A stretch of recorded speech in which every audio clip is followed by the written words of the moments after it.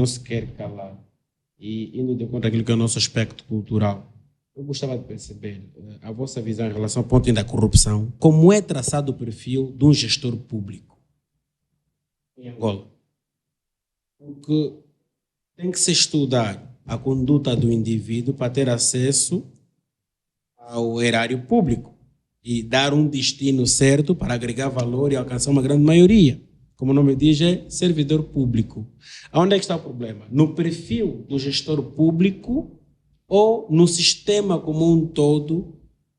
Quais são as definições? Como é que se confia a pasta de ministro? Qual é o perfil que o cidadão deve ter, doutor Marcolino?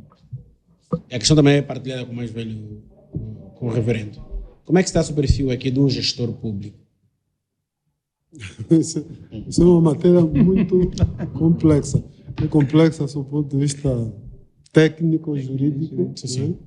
Porque aí está o problema, tudo começa, não é? Mas eu tenho uma... Olhando que os ricos do nosso país são ex-gestores públicos ou gestores públicos. Eu tenho uma ideia, se calhar alguém pode chamar de justificativa daquilo que um certo aproveitacionismo, uma certa agitação, no fundo, política, os políticos inventaram. Eu próprio, José Eduardo dos Microfone, Santos, por favor, doutor. Eu próprio, José Eduardo dos Santos, enriqueceu a filha e as pessoas próximas que apareceu com essa... retórica. Exato, com essa retórica, digamos, para tirar areia dos outros, de que, bom, a corrupção é uma questão muito grave, é o segundo mal depois da guerra, temos que estabelecer, como que ele dizia, o dia D. Ele tem uma expressão mais expressiva ainda. Mandou fazer uma lei da probidade que era quase escusada, porque tudo que foi sintetizado nessa lei já estava disperso em várias outras leis, não é? Na lei penal, etc. Na lei da autoridade, alta autoridade contra a corrupção também, naquela altura. Sim, exato. Mas aquilo era, repito, uma forma de atirar areia nos olhos das pessoas, porque foi justamente a partir dessa altura que apareceram os marimbondos. Primeiro, eu gosto de citar nomes, às vezes, nem sempre. É arriscado, né? Não é arriscado porque toda a gente conhece. Exatamente. Por isso que eu, se eu digo esses nomes, acho que ninguém se deve chatear. Né? Exato. O Manuel Vicente, Copelipa, o seu adjunto, como que chama? Dino. O Dino, etc. Foi quando apareceram. Mais tarde, os filhos começaram a crescer, né? Já eram endinheirados, já tinham banco, já tinham tudo. E também foram endinheirados, não é? Eu, dentro da tal ideia de justiça restaurativa, que no fundo é de inspiração cristã, que é do perdão, porque este enriquecimento ilícito surge dentro de um contexto. Por exemplo, a África do Sul resolveu esse problema, bem ou mal, mas de forma um tanto quanto transparente, com o chamado Black Empowerment. Né? Mas foi mais ou menos discutido, não se escondeu tudo, né? E eu costumo dar o exemplo do próprio atual presidente, Cyril Ramaphosa, que na altura abandonou o partido para não ficar mal, um homem que está em altas funções, dedicado a negócio. Ele saiu, ficou rico, e só aqui mais tarde é que voltou ao partido e hoje é presidente.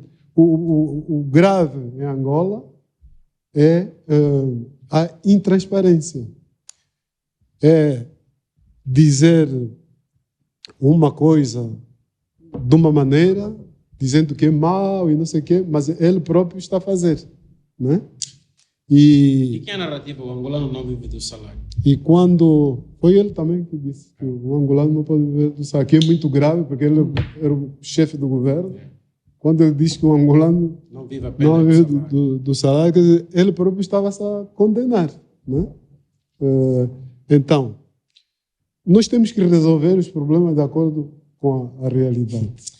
É por isso que, para mim, falar muito de corrupção como sendo o problema número 1, eu não aceito muito isso. Eu acho que o problema da corrupção devia ser encarado como uma consequência, e, mais uma vez, voltamos atrás, da má estruturação do nosso Estado, da falta de estabilização, do desrespeito às instituições. Como é que você vai combater a corrupção, por exemplo, agora, com os tribunais que você tem? Sistema de justiça frágil. Frágil? Isso é muito pouco. O sistema de justiça foi, até a expressão não é minha, é do antigo presidente do Tribunal Constitucional, Dr. Aragão, foi assassinado. Um sistema de justiça em que o presidente abertamente dá orientações aos juízes, porque as nomeações dos juízes em países saudáveis são meramente formais. Os juízes formam-se dentro das suas carreiras. São escolhidos de acordo com a experiência que têm e dentro dos pares. Ora, o que está a acontecer aqui? Aqui os juízes hoje são do Tribunal Constitucional, amanhã pegam neles, põem no Tribunal Supremo. Não estão a gostar, tiram do Tribunal Supremo, põem fora. Há uma espécie de concurso entre pares, não é? Em vez de escolher o melhor, escolhe-se o que o presidente gosta. Portanto, o sistema judicial está morto. É ver as acusações que se fazem ao Dr. Joel, que ainda não se demitiu, nem respondeu. Nem foi demitido.